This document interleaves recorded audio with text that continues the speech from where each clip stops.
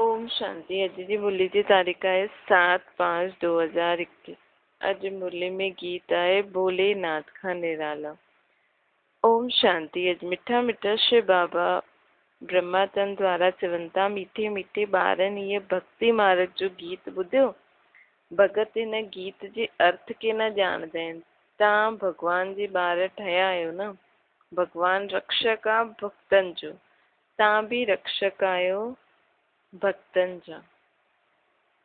भक्तनि जी रक्षा कंदा आहियो न। कहिड़ी आफ़त आहे जो भगत रक्षा करण लाइ मूंखे सॾु कंदा आहिनि। भक्तनि खे रावण जो दुख आहे। रावण संप्रदाय पीड़ित आहे न। दुखनि सां त भोलेनाथ खे यादि कंदा आहिनि। उहो रावण संप्रदाय, इहा राम संप्रदाय। भक्तनि खे इहो पतो थोरी आहे कि असांजो रक्षक केरु आहे। भल ॻाईंदा आहिनि भोलेनाथ रक्षक आहे, परंतु छा रक्षा कंदो आहे इहे न ॼाणदा आहिनि। तव्हां ॿार हाणे सम्झंदा आहियो कि भोलेनाथ शिव बाबा ई बिगड़ी खे ठाहिण वारो आहे। दुनिया खे त इहो पतो न आहे कि भॻवान कंहिंखे चइबो आहे। भॻवान जो पतो हुजे त पोइ भॻवान जी रचना जे आदि मध्य अंत जो बि पतो हुजे। न भॻवान खे ॼाणदा आहिनि न रचना जो पतो आहे। हिन करे अहिड़े मनुष्य संप्रदाय खे ब्लाइंड बि चईंदा आहिनि। ॿिए तरफ़ तव्हां आहियो जंहिंखे दिव्य दृष्टि मिली आहे। तव्हां बाबा खे पहचानियो अथव न। हाणे तव्हांजो नाम आहे ब्रह्म कुमार कुमारियो। बोर्ड ते नाम बि लिखियलु आहे ब्रह्म कुमारी ईश्वर विश्वविद्यालय। सिर्फ़ ब्रह्म कुमारियां न आहिनि। प्रजापिता ब्रह्मा आहे, पिता जा ॿार आहिनि त ॿार बि आहिनि ऐं बालकियूं बि आहिनि। छा बेटा बि आहिनि त बेटियूं बि आहिनि। ब्रह्म कुमार बि आहिनि त कुमारियूं बि आहिनि। प्रजापिता ब्रह्मा खे एतिरा ढेर ॿार आहिनि न, त सम्झणो खपे इहो बेहद जो बाप आहे। इहो बि ॼाणदा आहियो ब्रह्मा विष्णु शंकर खे रचण वारो केरु आहे? शिव बाबा। जंहिंखे निराकार चइबो आहे इहो बि चइबो आहे न, इहो आहे बेहद जो बाप। इहे बि ॼाणदा आहियो परम पिता परमात्मा ब्रह्मा द्वारा रचना रचदा आहिनि। हिननि जी सॼी रचना आहे। सभु मनुष्य मात्र वास्तव में आहिनि शिववंशी। हाणे तव्हां अची करे प्रजापिता ब्रह्मा जी संतान ठहिया आहियो। इहा नई रचना आहे न। परम पिता परमात्मा द्वारा रचना रचदा आहिनि त तव्हांखे ब्रह्म कुमार कुमारी चइबो आहे। एतिरा बेहद जा ॿार आहिनि त ज़रूरु बेहद जो वरसो बि त हूंदो। ॿार ॼाणदा आहिनि असां ब्रह्म कुमार कुमारियुनि खे शिव बाबा एडॉप्ट कयो अथई। शिव बाबा चईंदा आहिनि तव्हां मुंहिंजा ॿार आहियो। आत्मायूं निराकार हुयूं, परंतु ज्ञान त साकार में ॾियणो अचिणो पवंदो न। तव्हां ॼाणदा आहियो कि असां आदि सनातन देवी देवता धर्म जा हुयासीं। ब्रह्मा द्वारा रचना हिते रची आहे न शिव बाबा। शिव जयंती बि हिते ई मल्हाईंदा आहियूं। इहो मगध देश में ई जन्म वरितो अथई भॻवान। बाप मगध देश था जिते मनुष्य मगरमच्छ जीअं हुजनि। बाप चईंदा आहिनि इहो देश ॾाढो पवित्र हुयो। हाणे हिनखे नर्क मगध देश चइबो आहे। पोइ स्वर्ग ठहिणो आहे। तव्हां ॿारनि जी बुद्धि में आयो शिव बाबा असांखे वरी खां राजयोग सिखाए, पवित्र थो ठाहे। ॻाईंदा बि आहियूं पतित पावन भक्तनि जो रक्षक भॻवान। भगत ही त पुकारदा आहिनि पतित थी आहिनि। इन करे पतित आहिनि, लेकिन पंहिंजे पाण खे पतित सम्झंदा न आहिनि। बाप सम्झाईंदा आहिनि तव्हां सभई पतित आहियो। पावन दुनिया सत्युग खे, पतित दुनिया कलयुग खे चइबो आहे। बाप अची करे सभु राइट ॻाल्हियूं ॿुधाईंदा आहिनि। लाखों वर्ष जी कोई ॻाल्हि न आहे। मनुष्य घोर अंधियारे में आहिनि। सम्झंदा आहिनि कलयुग त अञा नंढो ॿार आहे। तव्हां ॼाणदा आहियो मौत त साम्हूं बीठो ई आहे। अंधियारे ऐं रोशनी जो वर्णन संगम ते ई कबो आहे। हाणे तव्हां घोर प्रकाश में आया आहियो। सत्युग में इहो वर्णन न करे सघंदा। हुते इहा नॉलेज ई न हूंदी न। हिन समय बाप वेही ॿारनि खे सम्झाइनि था। सत्युग में त पंहिंजी सदगति थी वेंदी, त हुते ज्ञान जी दरकार न आहे। तव्हां सत्युग में सूर्यवंशी घराने में हुयो, पोइ हाणे अंत में आया अची करे शूद्र घराने में आया आहियो। हाणे पोइ बाबा पाण खे ब्राह्मण वंशी ठातो अथई। हाणे तव्हां सर्वोत्तम ब्रह्मण कुल जा आहियो न, तव्हां आहियो ऊच ते ऊच। इहो ईश्वर जो कुल आहे न। बाप वटि ईंदा आहियूं त बाबा पुछंदा आहिनि कंहिं वटि आया आहियो, त चवंदा आहिनि बाप वटि। बाप त ॿ हूंदा आहिनि न, हिकु लौकिक ॿियो पारलौकिक। सभी सालिग्रामिन जो बाप उहो हिकु शिव आहे। तव्हांजी ॿुधी में इहो टपकणो खपे। असां हिकु बाप जा ॿार आहियूं जेका वरिसो था वठूं। निराकार वरिसो त साकार द्वारा ई ॾींदो न। बाप ख़ुदि चवंदा आहिनि मां साधारण तन में अची प्रवेश कंदो आहे। हाणे बाप ॿारनि खे चवंदा आहिनि ॿार देही अभिमानी ठहो, पंहिंजी खे आत्मा सम्झो। इहे देह त विनाशी आहे न, आत्मा विनाशी आहे। आत्मा जा ई 84 जन्म हूंदा आहिनि। आत्मा ई 84 जन्म वठंदी आहे, देह थोरी वठंदी आहे। देह त बदिलजंदी रहंदी आहे न। पोइ ॿिया मित्र संबंधी आदि मिलंदा आहिनि। हाणे आत्मा खे ॿिए जे बाप खां वरिसो वठिणो आहे परम पिता परमात्मा द्वारा। तव्हां ई ॿुधी करे धारण कंदा आहियो न। संस्कार त आत्मा में ई रहंदा आहिनि, आत्मा में ई संस्कार रहंदा आहिनि। ईअं न कि शरीर में संस्कार रहंदा आहिनि। तव्हांजी आत्मा जो संस्कार तमो प्रधान अथव, हुननि खे हाणे चेंज करिणो आहे। काया कल्पतरु चइबो आहे न, काया कल्प वृक्ष समान ठही वेंदी आहे, आयु बि वॾी थी वेंदी आहे। तव्हां ॼाणंदा आहियो हिते त आयु ॾाढी नंढी रहंदी आहे। सतयुग में आयु त 150, त्रेता में 125, हिते त छोटेपन में ई वेठे वेठे अकाले मृत्यु थी वेंदी आहे। हाणे तव्हां काल ते जीत था पायो। हुते काल कॾहिं खाईंदो न आहे, अकाले कॾहिं शरीर छूटंदो थोरी आहे। तव्हां ॼाणंदा आहियो हाणे इहो शरीर ॿुढो थी वियो आहे, हिन खे छॾे करे नयो वठिणो आहे। शरीर छॾंदे समय बि सतयुग में बाजा वॼंदा, जनम जे समय बि बाजा वॼंदा। इहे बाबा सतयुग जी ॻाल्हियूं था ॿुधाइनि। हुते अकाले पाण कॾहिं शरीर न छॾंदासीं। हुते रोइण जी कोई ॻाल्हि न हूंदी आहे। तव्हांखे भ्रमरी जो बि मिसाल सम्झाया न। तव्हां आहियो ब्रह्मण ब्रह्मणियूं। ब्रह्मण ब्रह्मणी ऐं भ्रमरी राशि मिलंदी आहे। जो काम भ्रमरी कंदी आहे उहो ई तव्हां था करो। छा था करो? भ्रमरी मिसल सभिनि खे ज्ञान जी भू भू भू करे करे शूद्रवंशी खां ब्रह्मणवंशी था ठाहियूं। वंडर आहे न भ्रमरी जो दृष्टांत, कछुए जो, सर्प जो, इहे सभु शास्त्र में आहिनि। बाबा चवंदा आहिनि पाण खे बि कछुए मिसल कर्म करिणो आहे त हिन देह रूपी दुनिया में अचो, कर्म थी वियो, पोइ पंहिंजे पाण खे विदेही आत्मा सम्झो। जीअं कछुओ कर्म कंदे समय हथ पेर ॿाहिरि कढंदो आहे, कर्म थी वियो त अंदरि छुपी कर्मेंद्री खे अंदरि करे छॾंदो आहे। सर्प जो बाबा चवंदा आहिनि कि तव्हांखे बि सर्प ईअं सोचणो आहे। सर्प जीअं पंहिंजी पुरानी खल छॾे छॾंदो आहे, जॾहिं नई खल अची वेंदी अथसि, पाण खे बि इहा शरीर रूपी पुराणी खल ईअं छॾणी आहे पंहिंजी इच्छा सां कि मां हाणे इहा आत्मा छीची चोला छॾां थी। पोइ वञी करे सतयुग में नयो गुलगुल चोलो वठंदमि। सन्यासी आदि बि इहो मिसाल ॾींदा आहिनि। हाणे तव्हां ॿार बाप द्वारा इहे सभु सम्झिया आहियो न। हू त भक्ति मार्ग हुयो, पास्ट जो गायन कंदा आहिनि। हिते त पाण खे बाबा सभु प्रैक्टिकल में थो कराए। हाणे जेको प्रैक्टिकल में बाबा पाण खे कर्म कराए थो, उहो ई द्वापर युग में हुनजो गायन थींदो आहे। पोइ शास्त्र आदि ठहींदा आहिनि, गायन थींदा आहिनि।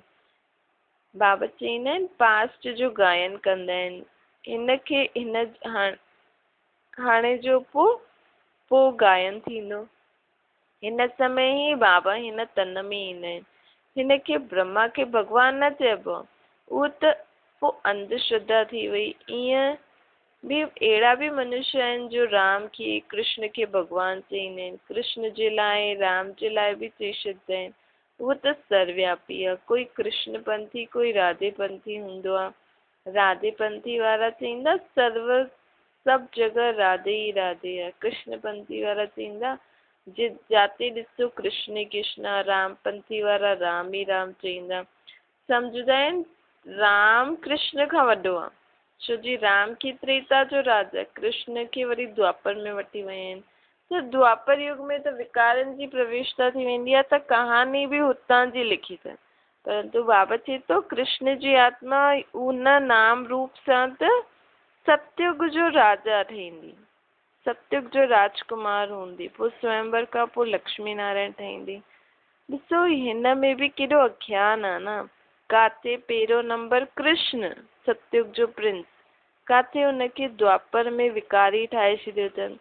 हाणे बाप तव्हां ॿारनि खे सम्झाइनि था, केतिरा ढेर ब्रह्म कुमार कुमारियूं आहिनि, ज़रूरु बेहद जो बाप बि हूंदो। तव्हां कोई सां बि पुछी सघंदा आहियो, कॾहिं नाम ॿुधो अथव प्रजापिता ब्रह्मा जो? बाप स्वर्ग जी नई रचना रचंदो आहे न, ॻायल बि आहे ब्रह्मा द्वारा ब्राह्मण। जेसि ताईं तव्हां सभु ब्राह्मण ब्रह्मा जी मुख वंशावली न ठाहींदव, तेसि ताईं दादे खां वरसा कीअं वठी सघंदव? बेहद जे बाप बेहद जो वरसो, बेहद जा ॿार बेहद जो वरसो बाप खां ई वठंदा न। वतो बि हुयनि, हाणे वरी वठंदा, बरोबरु स्वर्गवासी हुया, हाणे नरकवासी ठही विया आहिनि। हाणे पोइ प्रजापिता ब्रह्मा द्वारा परमपिता परमात्मा विष्णुपुरी स्वर्ग था रचनि। केतिरी सहज ॻाल्हि न। शिव बाबा पुछंदा आहिनि, अॻियां तव्हांखे इहो ज्ञान हुयो? हिननि जी ब्रह्मा बाबा जी आत्मा बि चईंदी आहे, मूं में बि इहो ज्ञान न हुयो, मां बि विष्णु जो पुजारी हुयमि। जो असां पूजियो हुयासीं, हाणे असां पुजारी ठहिया आहियूं, इहो बि मूंखे पतो न हुयो। हाणे बाबा अची करे असांखे पुजारी खां पूज्य देवता थो ठाहे। तव्हां ॿारनि खे अंदरि ॾाढी ख़ुशी हुजणी खपे। परम पिता परमात्मा अची करे असांखे एडॉप्ट कयो अथई। मनुष्य खे एडॉप्ट कंदा आहिनि। ॾाढा मनुष्य हूंदा आहिनि जंहिं वटि ॿार न हूंदा आहिनि त एडॉप्ट कंदा आहिनि। हाणे तव्हां ॼाणंदा आहियो, मुंहिंजा बाबा चईंदा आहिनि, हाणे मां ॼाणंदो आहियां कि मुंहिंजा जेका ॿार रावण जा ठही आहिनि, हिन करे मां अची करे उन्हनि खे वरी खां ब्रह्मातन द्वारा एडॉप्ट कंदो। निराकारी रूप में त पाण बाप जा ॿार आहियूं ई सही, छो जी पाण रावण जी मत ते हली करे रावण जा थी आहियूं त बाबा ब्रह्मातन द्वारा पाण खे हाणे एडॉप्ट कयो अथई। हाणे बाप ॼाणंदा आहिनि मुंहिंजा ॿार रावण जा ठही आहिनि, हिन करे मूंखे अची करे वरी खां उन्हनि खे एडॉप्ट करणो पवंदो आहे। ब्रह्मा द्वारा पंहिंजे ॿारनि खे एडॉप्ट कंदो आहे न। इहा एडॉप्शन केतिरी वंडरफुल आहे न। तव्हां ई ॼाणंदा आहियो शिव बाबा खे, शिव बाबा असांखे ब्रह्मा द्वारा एडॉप्ट कयो अथई। शिव बाबा चईंदा आहिनि, मां तव्हां ॿारनि खे एडॉप्ट कयो आहे तव्हांखे बेहद जे सुख जो वरसो ॾियण लाइ। इहे ब्रह्मा त ॾेई नथो सघे न, इहे बि मनुष्य आहे न। प्रजापिता ब्रह्मा आहे, मनुष्य इहे ज्ञान ॾेई न सघंदा आहिनि। ज्ञान जो सागर निराकार परमपिता परमात्मा ई वेही करे ये ज्ञान तो ॾे। ब्रह्मा खे अथवा विष्णु खे ज्ञान सागर न चईंदासीं। इहे टिन्हिनि जी महिमा अलॻि आहे। ज्ञान सागर पतित पावन त हिकु बाप ई आहे न। सॼी दुनिया जा मनुष्य मात्र हुनखे सॾु कंदा आहिनि। अंग्रेजी में बि चईंदा आहिनि, ओ लिबरेटर, जंहिंसां दुख मिलंदो आहे हुन सां लिबरेट कर। बाप ई अची करे रावण सां लिबरेट कंदो आहे। रावण बि हिते ई आहे न, हिते ई रावण खे जलाईंदा आहिनि। जलाए करे पोइ चईंदा आहिनि सोने जी लंका लूटण वियो, लूटण वेंदा आहियूं। उन्हनि खे कुझु बि पतो न आहे रावण छा चीज आहे, कॾहिं जो इहो दुश्मन आहे। सम्झंदा आहिनि राम जी सीता चुराई, इहे न सम्झंदा आहिनि कि असां सभु परमात्मा राम जी सीता ई आहियूं, जो रावण विकारनि जी जेल में पयूं आहियूं। असां ई त रावण जी जेल में फसियल आहियूं न। इहे ज्ञान कंहिंमें बि न आहे। कथायूं वेही करे ठातियूं अथनि। शिव बाबा चईंदा आहिनि, मां दूर देश जो रहण वारो आयो आहियां न पराए देश में। इहे पतित दुनिया पुराणी आहे न, इहे रावण जी दुनिया आहे। सॾु बि कंदा आहिनि, हे बाबा अचो असां पतित ठही विया आहियूं। बाप चईंदा आहिनि, असांखे पावन ठाहिण हिन पतित दुनिया में अचिणो ई आहे। ऐं मूंखे ई अची करे हुन ई तन में अची करे अचिणो आहे जेको पहिरियों नंबर पावन हुयो, जंहिंजी आत्मा पहिरीं नंबर पावन हुई, जो सुंदर हुई, उहो ई हाणे श्याम ठहियो आहे। ऐं हुनजे तन में अची करे ई पहिरियों हुनखे सुंदर ठाहिणो आहे। केतिरी वंडरफुल ॻाल्हियूं आहिनि न। कृष्ण खे श्याम सुंदर छो चईंदा आहिनि, कंहिंखे बि पतो न आहे। छा हिकु कृष्ण खे सर्प ॾिसी छा? सत्युग में थोड़ी सर्प आदि हूंदा। बाप चवंदा आहिनि ये अंतिम जन्म मुंहिंजे कारण पवित्र रहो त पवित्र दुनिया जो मालिक थींदमि। सिर्फ़ु मूंखे यादि करो ऐं पवित्र रहो। अलफ़ खे यादि करो त ॿिए बादशाही तव्हांजी। इहा आहे सहज राजयोग, सहज राजाई। ॿार पैदा थींदो आहे ऐं वरिसे जो हक़दार थींदियूं आहे।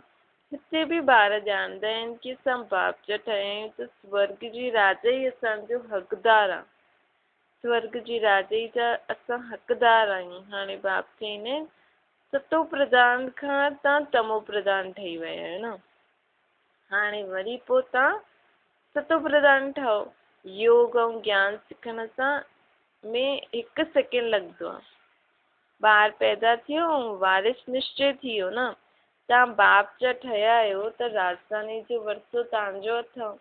परंतु राजा रानी सभु त न ठहींदा न। इहे राजयोग आहे। राजा रानी प्रजा साहूकार ग़रीब सभु खपनि।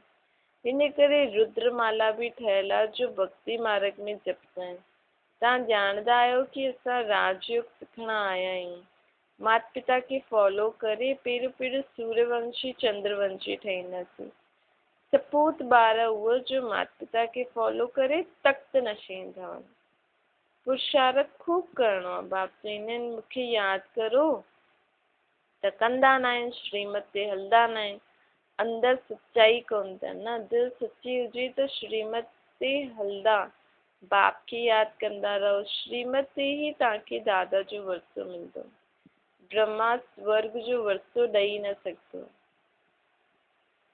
दादे जी कमाई ते पोतरे जो हक़ रहंदो आहे न। बाप जी कमाई जा ॿार भागीदार ठहींदा आहिनि न। त हक़दार आहे न। हिते तव्हांखे शिव बाबा खां वरिसो मिलंदो आहे। ज्ञान रतन बाप खां ई मिलंदो आहे न। तव्हां ॼाणंदा आहियो असां ब्राह्मण ई सो पोइ देवी देवता ठाहींदासीं। जगदम्बा केरु आहे? बाप सम्झाईंदा आहिनि इहा ब्रह्मणी आहे। ज्ञान ज्ञानेश्वरी हुई, हाणे पोइ राजराजेश्वरी ठही आहे। तव्हां बि हीअं ठहो था न। अच्छा, ओम शांति। वरदान आहे सहयोग जी शक्ति सां असहयोगियुनि खे बि सहयोगी ठाहिण वारा बाप समान परोपकारी ठहो। सहयोगियुनि सां गॾु सहयोगी ठहिण इहे कोई महावीरता न आहे। लेकिन जेका बाप अपकारनि ते उपकार कंदो आहे, अहिड़े तव्हां बाप जा ॿार आहियो न। त हीअं पाण ॿारनि खे बि बाप समान ठहिणो आहे। कोई केतिरो बि असहयोगी हुजे, तव्हां पंहिंजी सहयोग जी शक्ति सां असहयोगियुनि खे बि सहयोगी ठाहियो। ईअं न सोचो कि हिन कारण इहा अॻियां न वधी सघंदो आहे। कमज़ोर खे कमज़ोर सम्झी करे छॾे न ॾियो, लेकिन हुनखे बल ॾेई करे, कमज़ोर खे बल ॾेई करे बलवान ठाहिणो आहे। हिन ॻाल्हि ते अटेंशन ॾियो त सर्विस जे प्लान्स रूपी जेवरनि ते हीरा चमकी वेंदा, अर्थात सहज प्रत्यक्षता थी वेंदी। स्लोगन आहे क्रोध जो कारण आहे स्वार्थ ऐं ईर्ष्या। इहो ई चिड़चिड़ेपन जी जड़ आहे। पहिरियों हिन खे समाप्त करो। अच्छा, ओम शांति।